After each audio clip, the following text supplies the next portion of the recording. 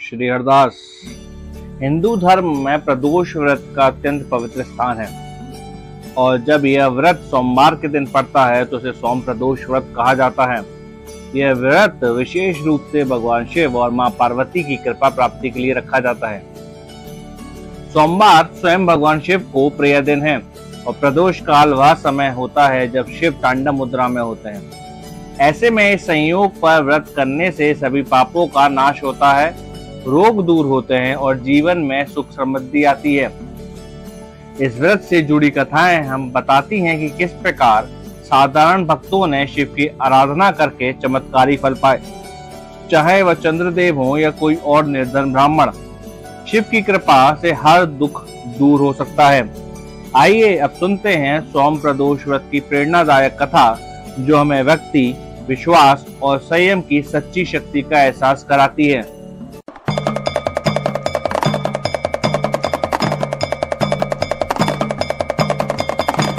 सौनकादिक ऋषि ने सूत जी से कहा, हे मुनि श्रेष्ठ, अब आप हमें सोम त्रयोदशी प्रदोष की कथा सुनाने की कृपा करें।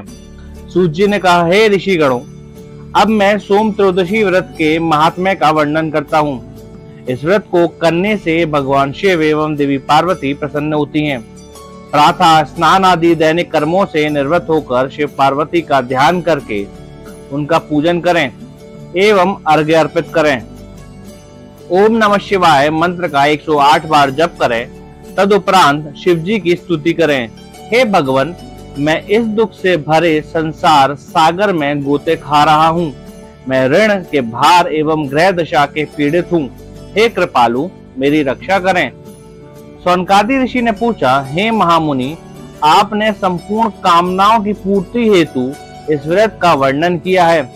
अब यह व्रत किसने किया तथा उसका क्या फल प्राप्त हुआ, कृपया ये वर्णन करें। सूत जी ने कहा, एक नगर में एक ब्राह्मणी निवास करती थी।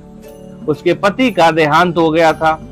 उसका कोई भी सहारा नहीं था, इसलिए वह प्रातः होते ही अपने पुत्र सहित भिक्षाटन हेतु जाती तथा जो भी भिक्षा प्राप्त होती उसी से वह स्वयं का एवं पुत्र का भरण पोषण करती थी। एक दिन ब्राह्मणी भिक्षाटन करके लौट रही थी। उसी समय मार्ग में उसे एक बालक मिला। उसकी स्थिति अत्यंत दयनीय थी। ब्राह्मणी को उस बालक पर दया आ गई।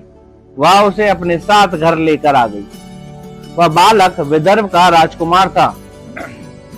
पड़ोसी राज्य के राजा ने उसके पिता पर आक्रमण करके उसके राज्य पर कब्जा कर लिया, इसलिए वह इतने दयनीय स्थिति में था। ब्राह्मणी अपने घर पर रखकर अपने पुत्र की ही भांति उस राजकुमार का लालन पालन करने लगी। एक समय उस ब्राह्मणी का पुत्र था तथा वह राजकुमार खेल रहे थे। उसी समय वहां गंधर्व कन्याओं का आगमन होता है और वह राजकुमार पर मोहित हो जाती है। ब्राह्मण कुमार तो घर लौटकर आ गया, किंतु राजकुमार उसी स्थान पर अंशुमती नामक गंधर्व कन्या से बात कर रहा था। दूसरे दिन अंशुमती अपने माता पिता को राजकुमार से भेंट कराने हेतु लाई। अंशुमती ने माता पिता भी राजकुमार को देखकर अत्यंत प्रभावित हुए।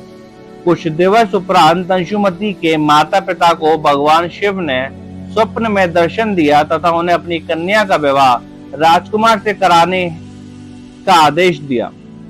शिव जी के आदेश अनुसार उन्होंने अंशुमती का विवाह राजकुमार से करा दिया। ब्राह्मणी को ऋषियों से यह आज्ञा प्राप्त थी कि वह सदा प्रदोष व्रत करती रहे। उस ब्राह्मणी के व्रत के फलस्वरूप राजकुमार ने गंधर्व राज की सेना की सहायता से अपने राज्य विदर्भ के शत्रुओं को परास्त कर दिया तथा अपने पिता के राज्य पुण्य प्राप्त कर सुखपूर्वक शासन करने लगा। राजकुमार ने ब्राह्मण कुमार को अपना प्रधानमंत्री बना लिया। जिस प्रकार ब्राह्मणी द्वारा प्रदोष व्रत का पालन करने से राजकुमार एवं ब्राह्मण कुमार का समय परिवर्तित हुआ, उसी प्रकार भगवान शिव अपने अन्य भक्तों को भी सुख समृद्धि प्रदान करते हैं।